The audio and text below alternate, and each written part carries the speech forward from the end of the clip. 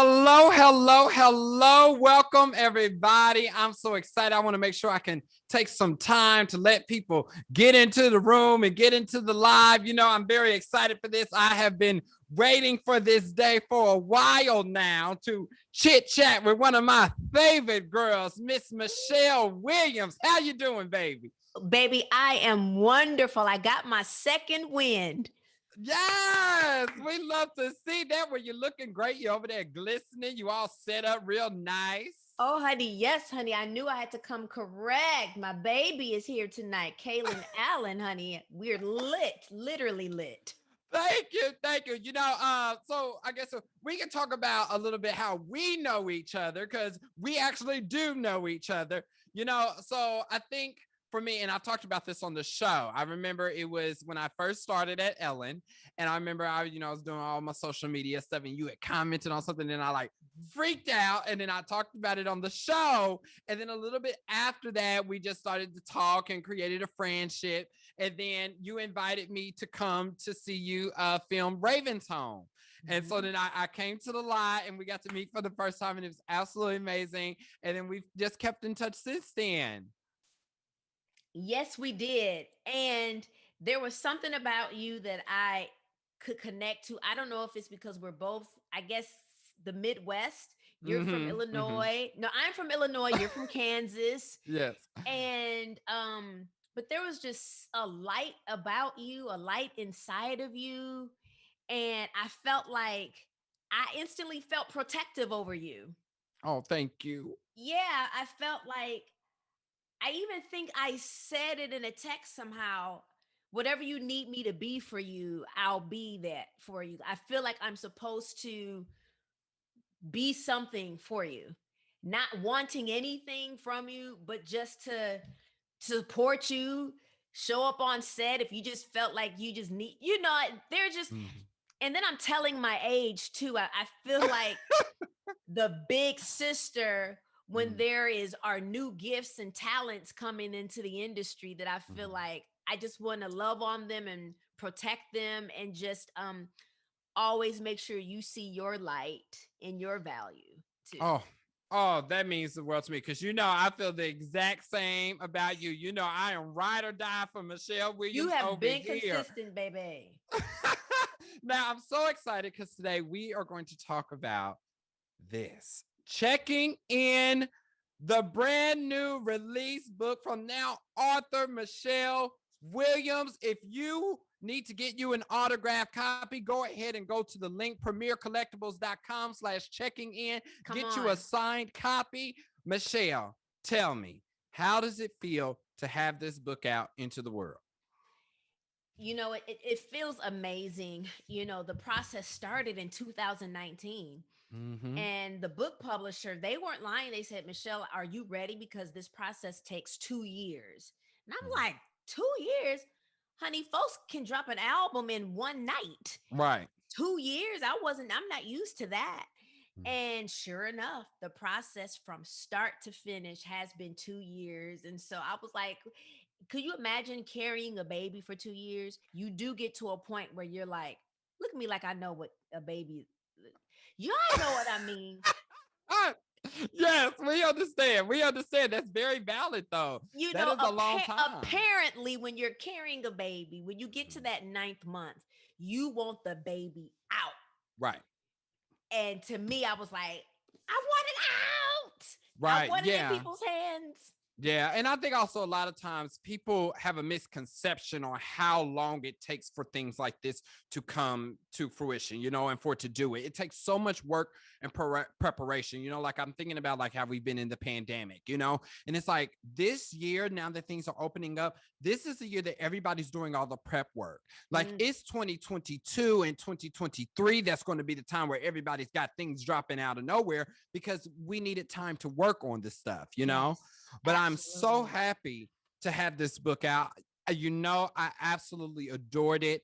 And today we are going to chit chat and we are going to get into the nitty gritty of this. I'm not going to give anything away, but I want them to get a taste of how real and vulnerable you are in this book, and the fact that you're getting to tell your story, a story that a lot of people have always longed to hear, and the Yeah. fact that you have been such a beacon of light, especially when it comes to mental health awareness. This conversation tonight is going to be so important and hopefully will save so many lives. So, at the very top of this, I said to pay homage to the book, I want to do a check in. So, first, I want to do a check in with Oh, you. I know you have been crazy busy today. So, I want to know, how are you feeling right now today?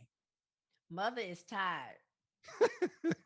Although I have my second win because you give so much energy, but I just saw a meme of the one of the cats on Tom and Jerry, how they were Mm-hmm. keeping their eyes open with masking tape. That's how Uh-huh. I feel. Uh-huh. But it reminds me of good old music promotions. Mm-hmm. It reminds me of those 7 a.m. to 9 p.m. You get up the next day and do it again. You get up the Mm-hmm. next day and you do it again. Yeah. And so Yvette, who we both love and adore, she was like, Yes. Michelle, you know what this is like. So we not taking nothing off the schedule. But the great thing is, everybody that I've been talking to, they've been safe people to talk to and share my story with, because this ain't something that you want to give to scandalous media. You want to Yes. talk to people that's going to handle the story, Mm-hmm. handle my book, handle my purpose. At Mm-hmm. this point in my life and career, I'm only talking to people that's going to handle me with care if I can Amen. control it. And you Amen. are one of those that I knew would handle me with care. You know it, baby. You know it. I will protect you at all times. Yes. Now, walk us through the process of checking in with oneself. How did you come about Mm. figuring out what that meant for you? Well, we had to get to the root of what caused those few breakdowns that I had in 2018. Mm-hmm.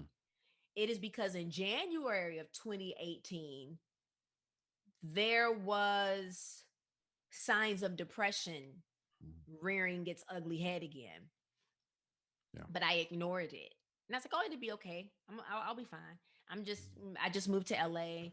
It's maybe just feeling a little pressure. Like I'm really here in LA. And then in January, quiet as it was kept, in January of 2018, we started Coachella rehearsals. Wait, Right. so I was like, oh, you'll be fine. Just get through it.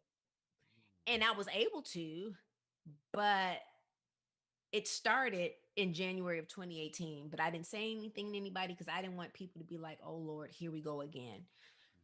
But I didn't check in with myself to be like, what do you really need? So checking in with yourself is saying, what do you need? Being aware of how you are, and even being aware of your responses to how you are, because I'm still responsible for my responses, no matter what state I'm in. I am still responsible. So that's how checking in with self, how that pillar was birthed. That's beautiful. Now, you talk about how you ignored the signs, and Samuel from Washington, D.C. wanted to know, is there a specific time that they should check in for mental health, or is that something that you have to do at all times? Oh, I don't necessarily. Once you been having the practice, you Mm-hmm. before you know it, you're doing it every day. Like there is something that I do every day that sometimes I don't even know that I do it. Sometimes I'll just take a deep breath and let air out, and people be like, what are you doing? But it's just something that just comes out naturally. It's just a sigh of relief, a sigh of letting air out, a sigh of it's basically conscious breathing, Mm-hmm. but now it's embedded in me. So now sometimes it just comes out of Yeah, nowhere. Um, but it's as far as meditative. yes, Yeah. yes, absolutely. But as far as checking in with oneself, for mental health, I'm trying to want to make sure I understand this question correctly. Yeah, I think it's more of, how some people in the morning they'll meditate Okay. or something like that. So it's like, at what point, or is it like, as I feel the anxiety or I feel the pressure, should I stop at that moment and check in with myself? Got it. You absolutely should. I had a moment about 2 weeks ago where I felt pressure, Mhm. but I thought it was actually depression Mm. because I was feeling overwhelmed about the book release. I was like, is Mm. it going to do well? Are people going to like it? So I called my therapist and I'm like, this is what I'm feeling. I'm feeling overwhelmed because feeling overwhelmed can lead to depression, you know? Yes, That's it one of the can. symptoms, right? Or it's definitely a symptom of anxiety for sure. And she said, you're not depressed, you're feeling pressure. And so when you break those two words down, pressure and depression both have the word press in it. Yes. So I was definitely the overwhelming pressure of this book release. And so that was a way for me to check in with her. But I was able to check in with her, check in with others, because I was able to check in with myself and say, okay, now sis, what's going on? You're okay. I know I eliminated a lot of things in my life that were contributors to depression. And so I was like, okay, well, those things aren't around you anymore. You're okay. What's going on? And so that's how I check in with myself. Now, every morning, I have a routine every morning. I get up and I play a song by J.J. Harrison and Rich Tolbert. It's a 15-minute gospel song. It's like a 15-minute praise break. I Okay. play that song. I make my coffee. I pray. I read my Bible plans. And then I turn on Afrobeat. Yeah. And then, so there are times if y'all see me post music or like some Afrobeat, that's me how I start and go into my day. And it Beautiful. makes a world of a difference. It does. I know for myself, especially as someone that also has struggled with anxiety and depression, Mm. when I would often find myself in those dark places, it was because I had been thrown off of my routine. Like when the pandemic happened, oh, it was Ooh. rough, Michelle. Oh, it was rough. I remember there was a point in time I was on the bathroom floor because my routine had been stopped, but it wasn't by my choice. And Right. I didn't have any control on getting back onto the routine. And Oh, so that's I was good. spiraling, you know? And so I always tell people when they're struggling in that space, I always say, you got to figure out a routine and you have to stick to it because it provides you with balance. It provides you with structure and it helps you to know what to expect. And if something is thrown in there or catches you by surprise, it's okay because you still have a foundation that's sturdy. That's so good. Yeah, Yeah. definitely. Thank you for sharing that. Um, and so how are you right now? Because we're I still think kind of last week I was very overwhelmed. I've come to terms now that I need to hire an assistant because there's a lot of different things happening all at once. So last week was a rough week for me, also because the world was opening back up. That I was like, okay, this is a lot going on at once. Now, this week, I got myself back on my routine. I got myself back to a balanced place and I'm feeling great. I'm feeling really good now. So it mm, all really depends on how you create the space around you. I think that's probably the biggest lesson that I learned in the pandemic because now that I was at home all the time, I needed to make my house somewhere that I wanted to be at all okay. times. Yeah. You know? Yeah. Yeah. Yeah. I think that's what we all I know that's what I did, but I'm a homebody anyway. I love being home. Yes. But I definitely know what you mean as far as your routine was kind of messed up. I mean, um, because I was still kind of in my healing and restorative journey, my routine was I couldn't go to the gym anymore. I couldn't go work out, Mm. which is part of my journey, restorative Hmm. journey. And so, but I had to make my home into a gym, but I've made it into a place where I love coming To home be to, home. That's great. That's absolutely. beautiful. Now, did you find that writing the book, well, first, why did you decide to write a book? And the reason why I asked that question is because in the book, you talk about, which we'll talk about a little bit later, you talk about doing the reality show, you know, Hmm. and that being such a public kind of thing, and you having to do a lot there and exposing a lot of your life in that place. Hmm. So, why was the next decision to be a book? And second of all, in the process of writing the book, did you find it to be therapeutic? It was definitely therapeutic. And there were a few publishing houses that this book could have gone to. Mhm. And I chose this publishing house because I knew that they wouldn't take advantage of me, they wouldn't exploit me, they wouldn't try to change my story. Mm. Um, Now I don't know the name of the publishing company. My management wouldn't tell me, but one publishing house was like, "Oh, we love Michelle's book. Is she gonna give us any juicy stories about Beyonce?" And I was Mm. like, "You're definitely." Right. Right. So I knew they weren't the safe place, because what they would have tried to do, they probably would have tried to turn my story into something salacious and scandalous. Mhm.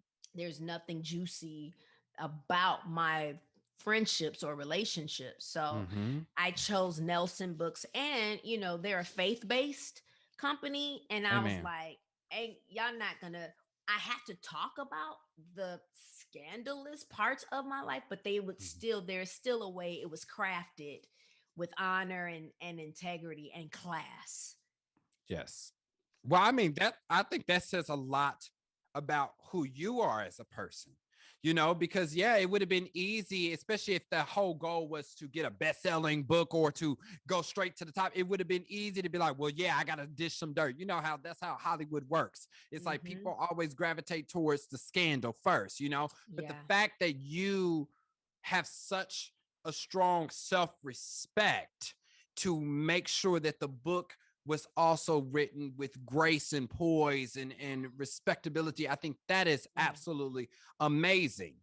And Um, anything, even though it was my story, mhm, anything that even looked like it could be a headline that I wouldn't be able to like handle, we took it out. I said, mm, nope, because I know this world, they're going mhm, to take that and make it into something it's not. Nope, we taking that out, because I didn't want the heart and the purpose of the book to get lost in right, headlines. right, You're not going to do right. that with checking in. There's too Yeah, many lives on the line, too many people that need to know they're not alone right, for it to be some scandalous book full of tea. right. Yeah, yeah, You yeah. know. You're absolutely right. And Haley from Pittsburgh wants to know. She says the media is sadly constantly trying to compare talented women and rank them against each other, including you against your fellow DC members. How did you adapt to not let these comparisons negatively affect your mental health? Well, Kaylin, we talked about this not too long ago. Mm-hmm. Matter of fact, I wish. Let me see if I hold on one second. Let me see. As you can see, me and Michelle do a lot of chit chatting Let about me our lives and figuring it out. let me see something here. So, you get people that will say, "You'll never be Beyonce. You'll never be Kelly," and Ah, I was like, "Huh." So this is my license. uh huh, This is my passport. uh huh, Both say uh huh, Tanitra uh huh, Michelle Williams. uh huh. So you're actually right. Because Right, I'm Tanitra Michelle right, Williams. Right. right. So I need y'all to come up with something else. I need you to tell me something that I don't know. You know, okay. So I love that you brought this up because you do talk about this in the book, and we talked about this in the way that we talked about this because you know there's always been when I'm in conversation, I hear people talk about DC3 and all that. So Michelle, for you Yeah. in the book, you want it to be a gospel artist, correct? Mm, That's what you wanted yes. to be. Yes. Yes. Mm-hmm. Yeah. Well, and the timing was strategic. Uh-huh. Uh-huh. And when you did that, you succeeded. You excelled at that, correct? Yes, that was the top. It was the top selling gospel album of that year. Exactly. Exactly. And to that point, in society, we do a lot of trying to tell other people what success is or what it should be for them. Ooh. but we don't Ooh. take into consideration what the dreams and the aspirations and the goals of each individual person, what they are. So to even compare you to your sisters is not fair, because each of you are individual women who had different goals and aspirations. So that means you set your life up with the opportunity and the resources to get you to where you want it to be. So for you who wanted to be a gospel artist and who wanted to excel at that, you did that. Therefore, Mm. Michelle Williams is successful for who Michelle Williams wanted to be. So any other comparison to anybody else is null and void, because that wasn't their journey. This was your journey and you succeeded that. Now, ain't that true? It is. And nothing else needs to come after that. I mean, the doors of the church are now open. Exactly. Like, Benediction. Like, that's what it is. wow, you articulated that so well. And um, I hope people understand that, like you said, Kaylin, your how you want to be successful, that is your prerogative, that's your business. Right. And we're just going to pray for strategy and the resources to make you successful in the ways that Right. you don't even know how you want to be Right. successful. When I did that gospel, my first gospel album, it was to make impact and to let people know about my faith. I didn't Mm-hmm. even set out for it to be the top selling gospel album of that year. So God to even hook you up and make you successful and make your name great and known in areas that you weren't even thinking. Right. That's why it says he will do exceedingly abundantly above all we will ever Mm-hmm. ask or think. Amen. Amen. Okay. And she did that, okay, because And she that's what showed the enough word was said. on out, okay, because Miss Michelle Williams was going already singing down at that Atlanta concert, okay? We all saw that, honey. Now, a common trend for African American households is the stigma around mental health. Mm. And some might say that it is deeply rooted in Christianity and the church. And as someone who is deeply rooted in the church, how did you destigmatize for yourself the concept of mental health? I didn't even think about it, but what I started hearing other people's stories as it relates to, well, people in my church made fun of me, or they told me I need to pray more, or they Mm-hmm. told me I'm in sin and yada yada yada. I just I think by that time, I had heard so many stories about me being in Destiny's Child and how can you be a woman of faith but sing secular music. So I was like, I'm gonna do what I want to do. So I'm gonna go to Mm-hmm. therapy, whether or not someone Mm-hmm. thinks it's right or wrong. Dr. Anita Phillips is amazing, and she just encouraged me when she says prayer is a weapon, therapy is strategy. So that Mm-hmm. released me of any fears that I ever had about what people would think of being a Christian and talking about all things mental health and even advocating therapy. If I advocate for people to go get their hearts checked and go get your colonoscopies and your mammograms and Mm-hmm. all your testings, your STD testings, your HIV testing, I'm going to tell Mm-hmm. you to also, there's a part of health that's still Mm-hmm. part of health. Go if you feel like you need to go see a psychologist. Mm-hmm.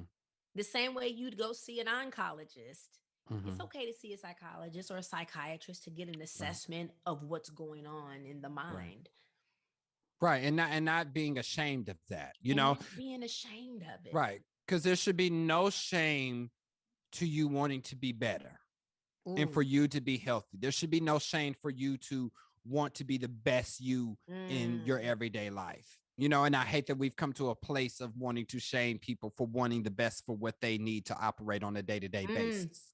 You know? That's why Shanti Das, who discovered Outcast, Mm-hmm. she came up with an organization called Silence the Shame Mm-hmm. of mental health, mental illness, and to amplify Mm-hmm. health awareness and to amplify. And I took it a step further. Further, I said, Shanti, we're going to amplify strength, bravery, Mm-hmm. and courage for people to do what you just said. Go get yourself some help. Help yourself. Right. Right. Amen to that. Now, one thing that was very interesting in the book that I didn't know was what I appreciated was the fact that you talked to the fact that you struggled with this your entire life. You Mhm. know, because I think a lot of people from the outside would have thought that it was induced by fame, you know, that it was the celebrity that did that, you know. So to learn that this was something that you Mm. always felt in your spirit and not necessarily wasn't able to pinpoint it until you were famous, but the fact that you were able to understand that, oh no, this is something that has always existed, but it may have just been heightened by the current circumstances. So how did you process your depression and your anxiety before you knew what it was?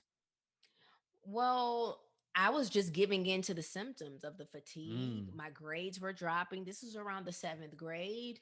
mm, I didn't have interest in normal activities. mhm, I would isolate myself. And so I didn't know what to call it. You know, at that age, I'm thinking maybe it's puberty. I know something is off. And yeah, but I'm turning into a woman. And so I just chunked it up to that. And maybe this is growing pains. yeah. You know, I didn't know, what to call it. But then when it was it followed, I'll never forget, it followed me into college. Mm, I had a really hard semester, and it took faculty and written letters from doctors to explain my situation, for them basically not to kick me out. And mhm, then it followed me into then a couple years later, it reared its ugly head again, while in Destiny's Child. But we were so busy rocking and rolling, and it was just said to me, You can't be depressed. Y'all are good. You got great things going." And I was like, "You're right. Maybe I'm just tired. Maybe I'm homesick." mhm, So you say all of these things. It's like, you might feel a lump or something, and you're like, well, mhm, maybe, sometimes, because this can happen when you eat something, mm. things can flare up on you, and you're like, that's just what it is. And then you Yeah. go, and it's something, when you finally get a diagnosis, it's something totally different. So that's what kept happening. I kept saying, well, maybe it's just I'm tired, maybe it's this. And then in my 30s, I got the diagnosis that, ma'am, it is depression. Wow. Wow. Wow. I was like, wow, like, and Mhm. how many years had I gone with different coping mechanisms Right. that have taken me a long time to basically deprogram myself of how I Mhm, would act in those moments. So I force myself to go out and walk in nature, mhm. because, like, after an event, I'm ready to go home. Like, Amen. what we doing? So I force myself to to have more human connection, Yeah. you know, Well, because you know, it looks like isolation when I don't want to go anywhere. yes, and what I appreciate, and this is something I've always said, is that what I appreciate mostly about you is that through all your ups and downs, you have never given up on yourself. And I Mm, think that is absolutely beautiful, you know, because you talk about not being diagnosed till you were 30, but you're experiencing this. That is proof of how strong you are. The fact mhm, that you were able to survive and you just kept pushing through those earlier times. And now, as an adult, are continuously trying to bounce back and always trying to be mm, strong and stuff like that. You mm, know, I do hate the idea of how we try to use sometimes resiliency as a trophy or a badge of honor. But I do truly think that you are one of the most resilient people that I know. And I think that is amazing because it really helps so many other people to know and believe that they can make mm, it through the rain, you know? mm. Thank you, thank you, thank you so much. Yes. Now, I will say one thing Hmm. about being in the industry that could be a positive, but at the same time is a negative. Hmm. You sometimes you have to bounce back. Sometimes you got to get in there, get out. You got to go in strong, and Yeah. so that's one thing about being in the industry that I do like. Um, But then I think about the strength of the women in my family. The Mm, more and more I talk about mental health, I hear bits and stories from my family members. And I remember I had an aunt that was telling me, T, a lot of women on your maternal side of the family have dealt with depression. mhm, But I look at how strong we are mhm. and how we keep pushing and we keep going. But now it's like, okay, I'm gonna keep pushing, I'm gonna keep going, but I'm gonna take care of myself on the journey. Yeah. Amen to Yeah. that. Yeah. Okay, everybody, make Because we do sure have to keep going.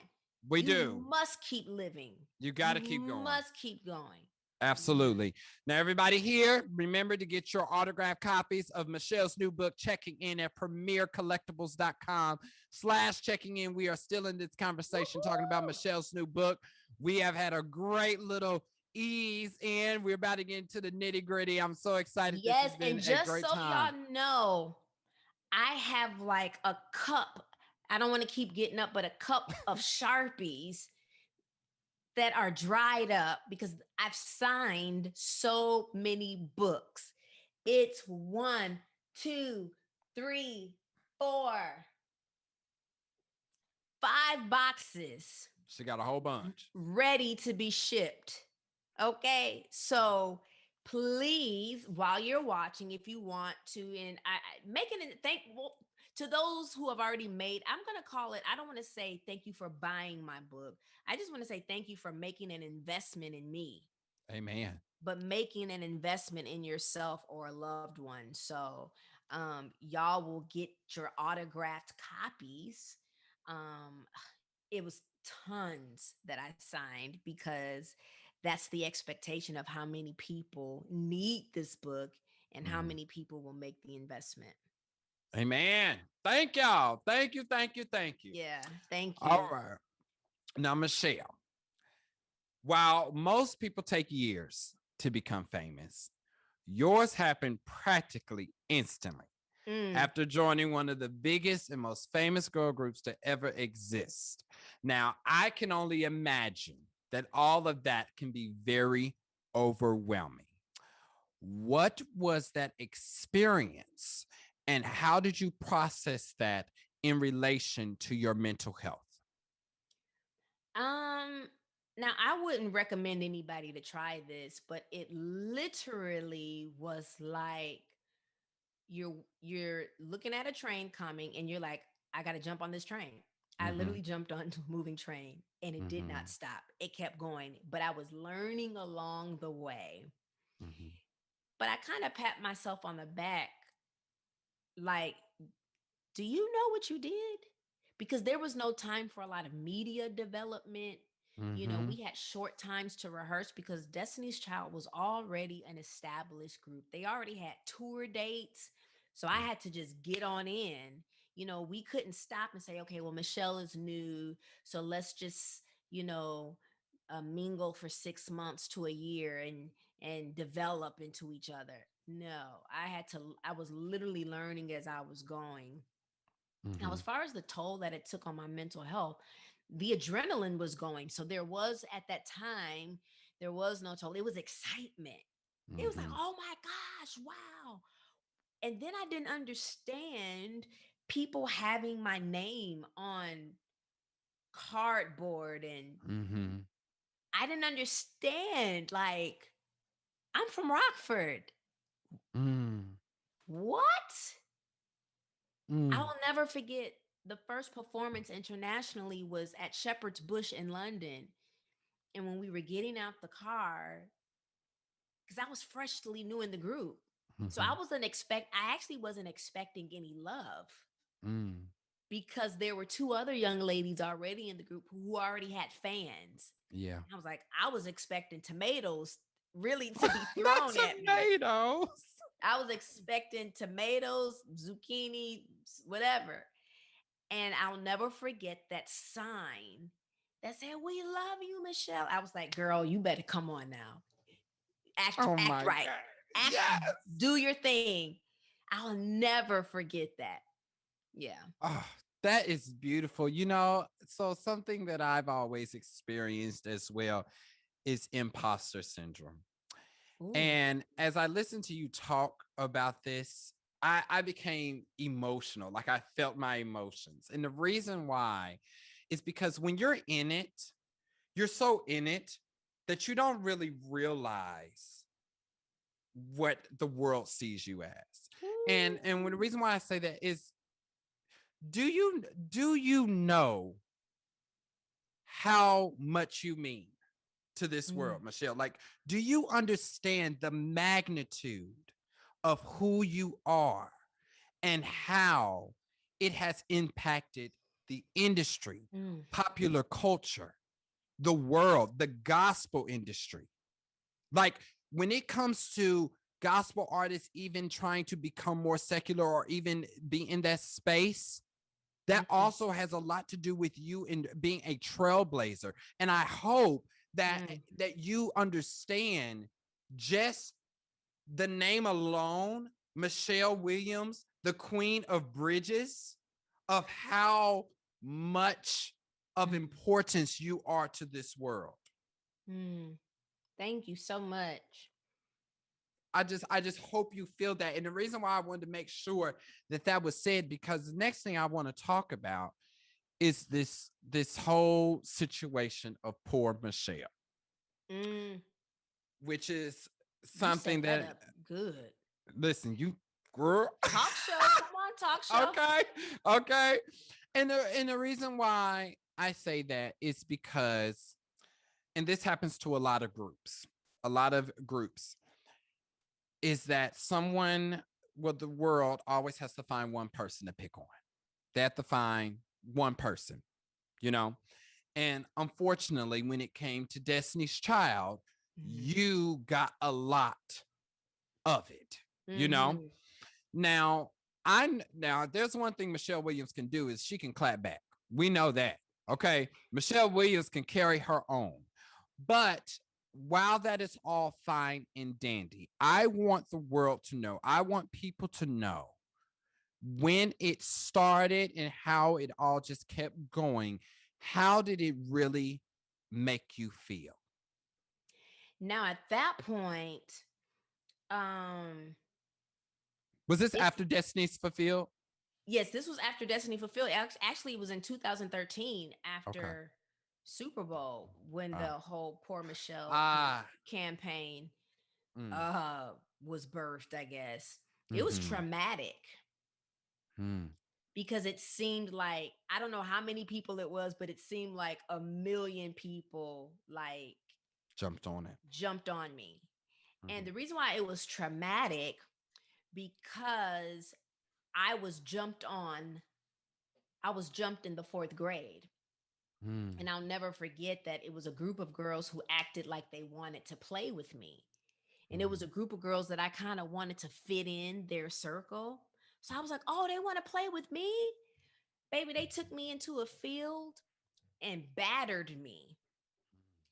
And I literally I uttered the words, and I hate that these are words that mean something else now because of the color of our skin, but I literally said I can't breathe mm, because they were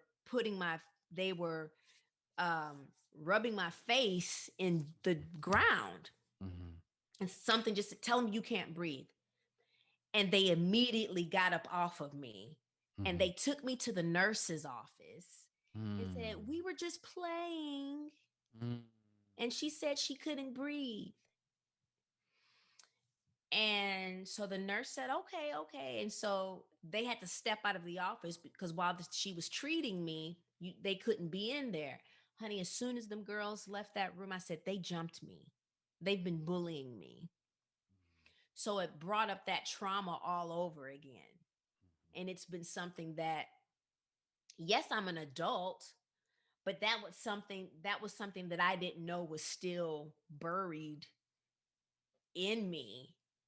And right. that was trauma. So another form of trauma is um when you're even though it's you're reading it, you're Mm-hmm, still hearing it. mm-hmm. Have you ever read a book but you can hear yourself reading the words? Yes.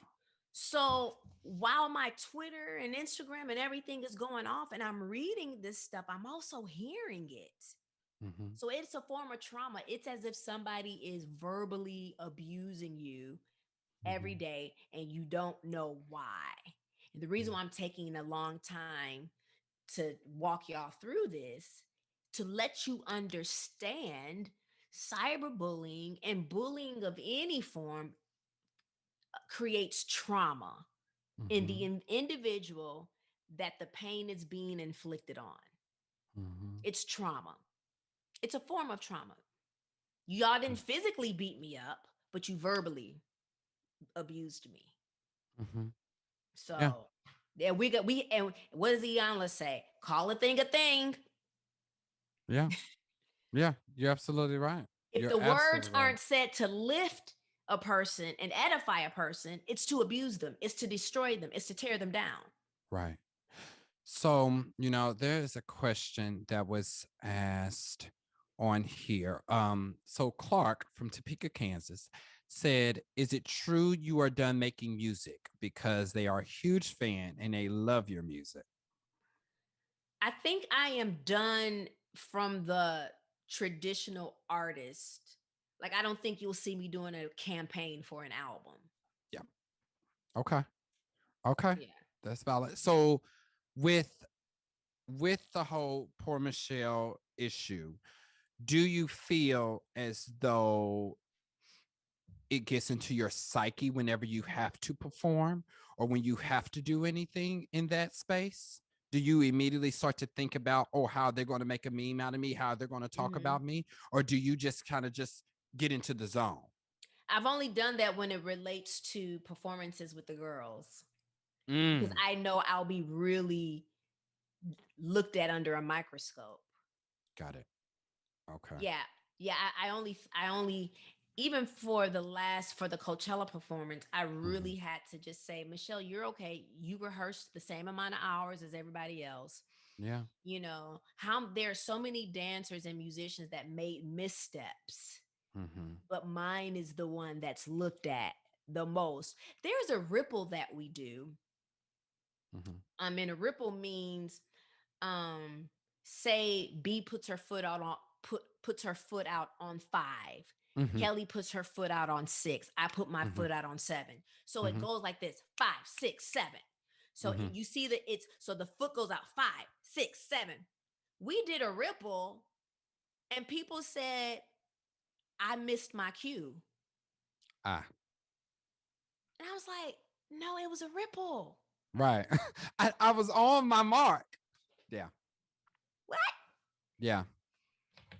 So, with the amount of care and treatment that I've been having, I look forward to one day more performances because with Hmm. the girls, because now it's just a matter of, man, we going out here having fun.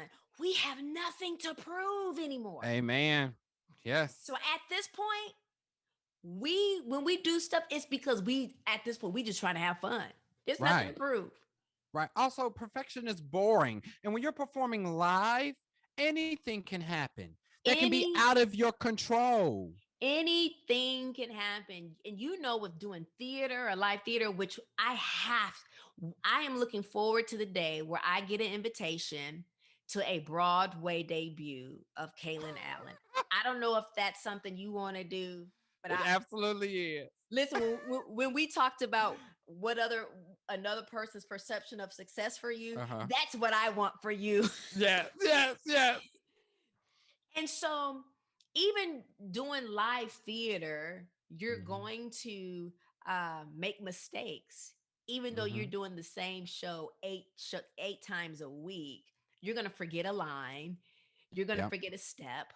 But Yep. because you're a professional, honey, you're going to finesse it Right. as best you can, Right. you know. Um, but yeah, but now at this point, any performance that I do right now is because I want to have fun. Amen. And I love that you said that because in the book, one thing that I really appreciated because we saw you boo-hoo crying at the Destiny's Child farewell show was the fact that you talked about how you were sad that it ended and how you are still ready to do it and you still love it and you have an appreciation for it. And I think that is also very much a part of your resiliency and your strength. The fact that regardless of what anybody got to say or whatever, at the end of the day, I'm still Michelle Williams and I'm still part of Destiny's Child, and nobody can take that away from me. Because the truth of the matter is, Michelle, there are a lot of people, and the majority of people that do all that tweeting and talking can't do half of what you can. Okay. I want them to sing the bridge to cater to you. Okay. And then say something. Okay. Listen, ladies and gentlemen, you want Kalen Allen on your side. You want Kalen Allen. You want him on your team. Because if not, I don't know what to tell you. But as it relates to that part in the book, I was definitely sad. That's a human emotion. Like, what? Over. Yeah. But you got to get the book to really feel, to Yeah. know why I was so sad Yeah. in those moments. So we're having a great discussion tonight. Kaylin, you are leading it so well. But there are so many, I want people to be able to check in on their favorite chair or their sofa or the bed and your bathtub. Just don't drop the book now in the tub. Yes. And just really get into my heart and what I was feeling. And then I hope it's something that you can identify with, that at the end of the day, yes, you named off all the accolades, but when you strip all of that off, I'm right here with you, Right. human. Yep. And that's nothing that I appreciate about the book is, the first half of the book was a very different tone than the second half. The first half seems to be very structured in a question and solution type of way. However, once you start to talk about Chad, your former fiance, it's almost as if you are still processing it all as you write the book. Yeah. Now, your relationship was very public. Yes. However, it really led you to your breaking point. What made that experience so different from the rest? Because there was a moment where I wasn't even feeling deserving of love. I would look at my engagement ring like, me? What? Meaning we shouldn't have been processing nothing in public. So I take that to the chin, like, that was a bad move. That was a bad move. Like, if I get into a serious relationship again, y'all probably won't know until I'm 4 kids in.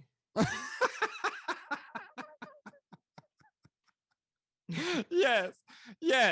So you can focus on the relationship and not with all the optics of it and what everybody thinks about it. Yeah.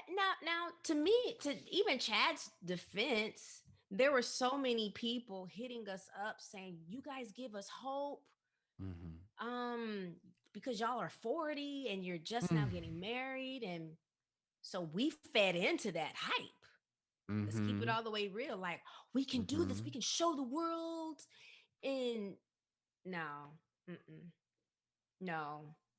Now that I'll tell you about in the book. I say in the book, we had no business doing that. Yes, you do. It was the worst thing I'd ever done. Yeah, and you talk about how it was rough doing it while in it, and I think also what's also important, and I want you, because you talk about everybody saying, well, you helped this and stuff, but this is the thing, and this is where it's at a human level. As humans, regardless of where we work, who we work for, or how many people know us, we are not obligated to sacrifice our own well-being for the well-being of others. We do not have to be a martyr 24/7. There are some things that we have to do on our own. We have to figure out on our own, That's right. And a lot of people don't understand that. You know, I think, especially when I think about my career in the Mm, first couple years, I told you, I remember the moment we met, and I was probably in the darkest point of my mhm, life, and leaving and being like, Michelle probably hates me. She probably thinks I'm a creep because I just knew that I was not operating as who I am today, because there was so much going on in my life mm, as far as trying to figure out where I fit into the equation of the industry. Also to talk about, like you're talking about me going on Broadway. It's like I came from singing, dancing, and acting to now all of a sudden I'm laying in the bed talking about food. And I'm like, but I was supposed to be at Juilliard for a grad school audition.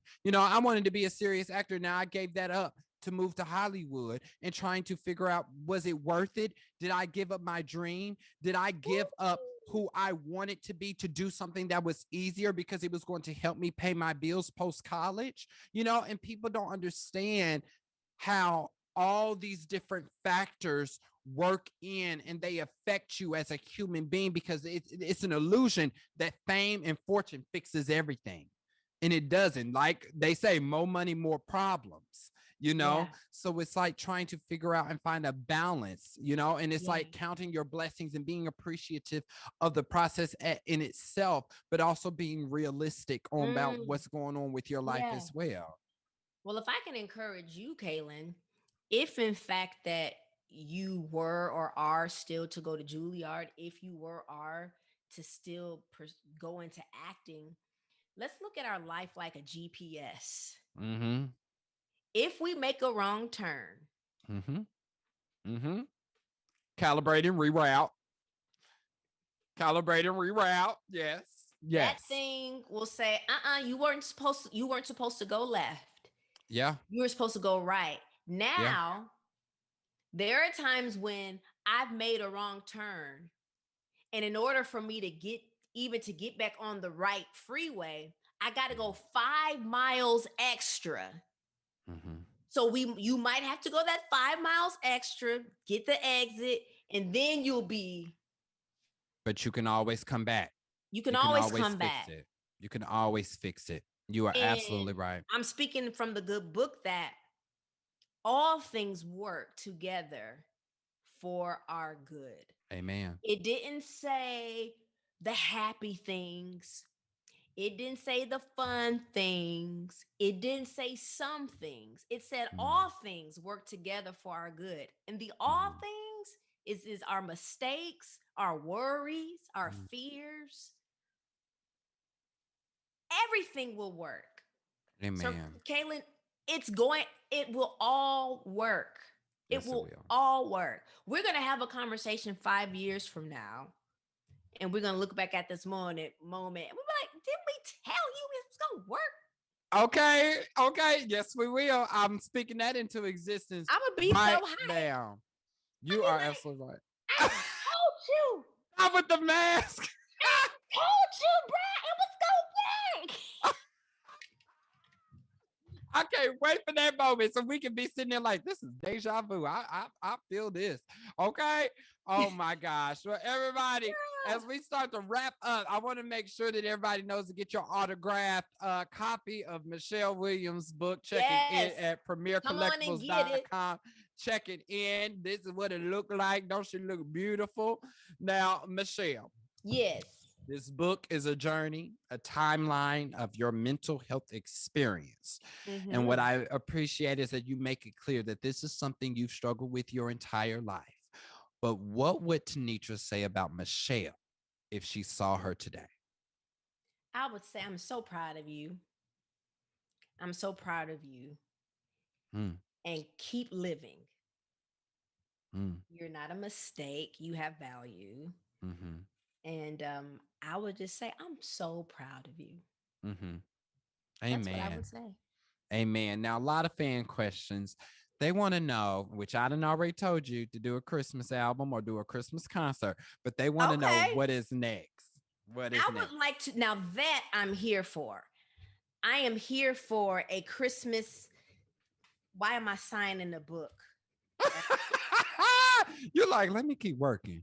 I'm, There it is. That's how you know it's real, y'all. let That's how you me know. let me sign some books. I've had this vision of a red dress in front of an orchestra doing Christmas tunes. Please, please, Michelle. Listen, I will produce it. I will be right there. I will help you pick out the songs. I'll sit in the studio with you. We can make it happen. Listen, there is nothing I want more than that. There is nothing that I listen, you could definitely do it. Especially, I want to see One Night Only with Michelle Williams and holiday tunes and classics. Oh, Listen, and I'll be on cloud nine. I'm like, do I need to cover one of Kaylin's original songs from his album? Ooh, now you know I wouldn't be. I'll be okay to do a little duet. You can throw me on the track. You know. I love it. Yes, come on through, come on I through. love it. Well, everybody, thank y'all so much for being here. This has been an absolute wonderful time. I'm so glad we were able to share this moment with Michelle, an icon, a trailblazer, someone that will never be able to be duplicated, a true Ooh. treasure to this world. I'm so happy that I know you. I'm so happy to be able to call you my friend. Congratulations on your book, Checking In. Everybody, make sure that you go out and get it. Do not forget that the link is premiercollectibles.com/checking in. And with that being said, I'm Kaylin Allen. I'm just happy to be here. And Woo! thank y'all so much. Thank you, my friend. Thank you for your love and your time. And the best is yet to come for you. Amen. Won't he do it? Will he won't? See y'all later. Bye bye.